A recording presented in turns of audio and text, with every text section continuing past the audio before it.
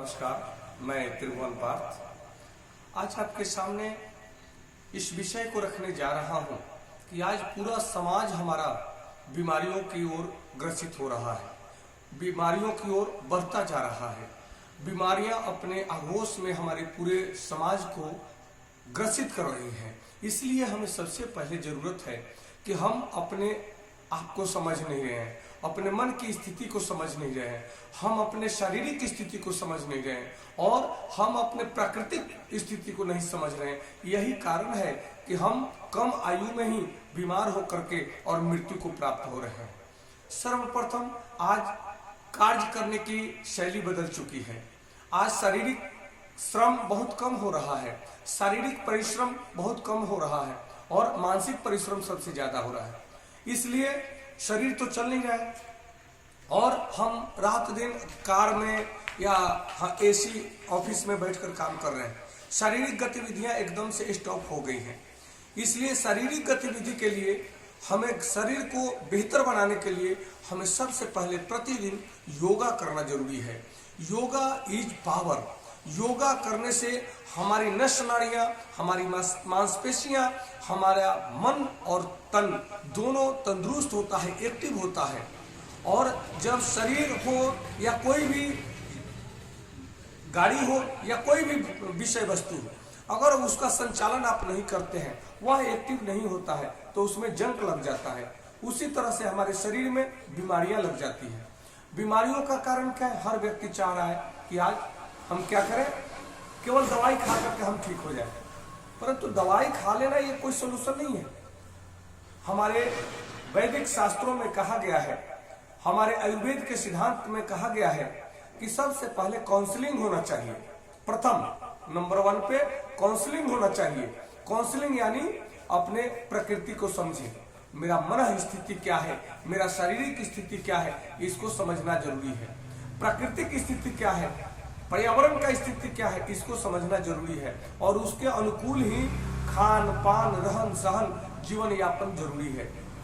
दूसरा, काउंसलिंग का मतलब या तो कोई वैद्य, डॉक्टर, कोई ज्ञानी आपको, योगी कोई आपको काउंसलिंग करे, समझाए और समझे कि आपकी स्थिति क्या है, या आप स्वयं अपने मन स्थिति और शारीरिक स्थिति, प्राकृतिक स्थिति को समझें और उसके अनुकूल आहार और विहार करना शुरू करें।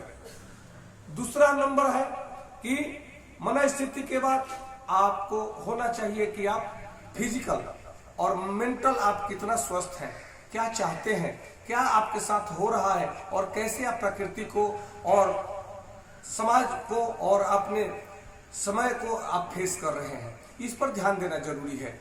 तो दूसरा ये हो गया कि हम अपने स्थिति को समझ करके हम आहार कैसा करें, विहार कैसा करें, विचार कैसा करें, इस स्थिति को हमने समझा। तीसरा है कि हम फिजिकल और फिजियोथेरेपी के माध्यम से, प्राकृतिक चिकित्सा के माध्यम से हम अपने को कितना स्वस्थ बनाते हैं। चौथा है कि हम उसके बाद दवाई की जरूरत पड़ती है, चाहे आयुर्वेदिक दवा हो या एलोपैथिक दवा हो या होम्योपैथिक दवा हो। फिर पांचवी बार में 5वें नंबर पे आता है ऑपरेशन।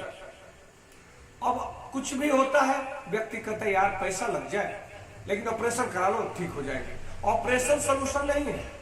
आज बवासीर के लिए लोग अनेकों प्रकार से ऑपरेशन करा रहे हैं, इंजेक्शन देते हैं कि ठीक हो जाएगा, चंद मिनटों के लिए ठीक हो जाता है, थोड़े दिनों के लिए ठीक हो जाता है। परंतु किसी भी रोग के कारण को जब तक हम नहीं समझते हैं कि यह रोग हुआ क्यों, इसका कारण क्या है, तब तक हमारी स्थिति और हमारा रोग निवृत्त नहीं हो सकता है, रोग खत्म नहीं हो सकता है। आयुर्वेद और योग सिद्धांत ऐसा है जो रोग के जड़ में काम करता है, मूल में काम करता है, उसके कारण में काम करता है कि हमारा रोग का कारण क्या है। चाहे बवासीर हो, चाहे किसी भी प्रकार का अन्य बीमारियां हो, शुगर, बीपी, थायराइड, किसी भी प्रकार का, तो इसके लिए हमें क्या करना है, उसके कारण को समझना है और कारण का निवारण करना है। जब कारण का निवारण हो जाएगा तो हम निरोग हो जाएंगे, हम स्वतंत्र हो जाएंगे, हम आनंदित हो जाएंगे, हम स्वस्थ हो जाएंगे। नमस्कार।